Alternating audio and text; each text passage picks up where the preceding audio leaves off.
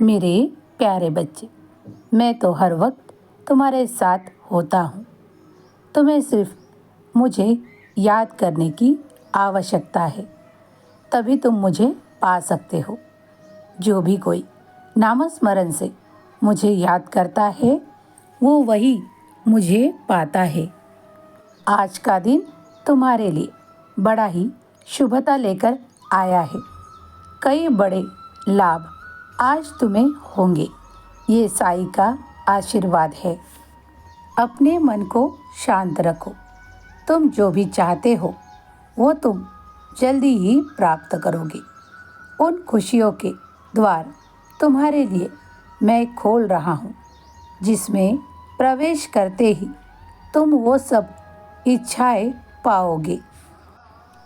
तुम्हारे जीवन में कई पड़ाव ऐसे आते हैं जो तुम्हें कोई तो पसंद आते हैं और कोई नहीं पसंद आते। फिर भी तो तुम्हें उनके साथ रहना पड़ता है ना, चलना पड़ता है ना। तो उनमें से कुछ सीख ले लो और आगे बढ़ते चलो। कई बार ऐसी मुश्किलें आती है जो तुम्हें कुछ सिखाने के लिए आती है।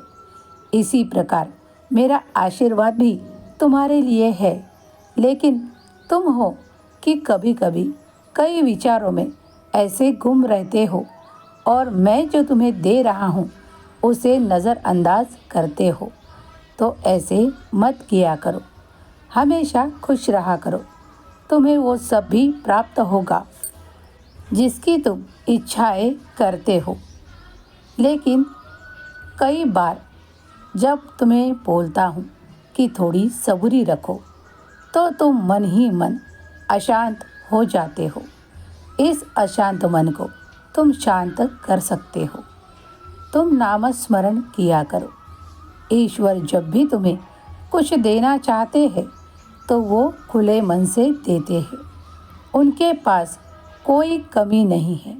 जो तुम मांग रहे हो वो तुम्हें ज़रूर मिलेगा।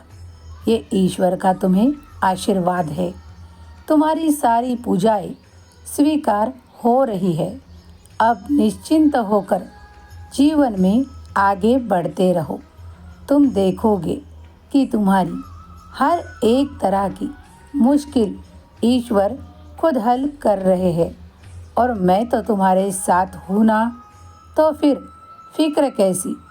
बस ईश्वर का नाम लेकर उस कार्य को प्रारंभ कर दो।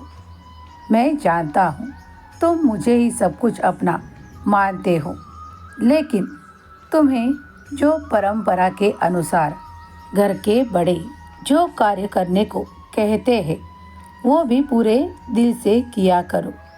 तुम जहाँ भी जा रहे हो वहाँ मैं तुम्हारे साथ ही रहूँगा। कोई डरने की आवश्यकता नहीं, घबराने की आवश्यकता नहीं। जब बाबा तुम्हारे साथ है तो सब कुछ अच्छा ही होगा। तुम्हारा कार्य निश्चिंत होकर तुम कर सकते हो। साईं ने तुम्हें आशीर्वाद दिया है। अब निश्चिंत होकर आगे बढ़ो और जो तुम्हारे बड़े कह रहे हैं उसे भी अपनाओ। इसमें भी ईश्वर और साईं की ही मर्जी छुपी है, तो उसे अपनाओ और खुश रहो। मैं तुम्हें हर वक्त खुश देखना चाहता हूँ। जिस तरह तुम 11 वचनों को प्रेम पूर्वक पढ़ते हो तो मैं भी सुनने आता हूँ ना।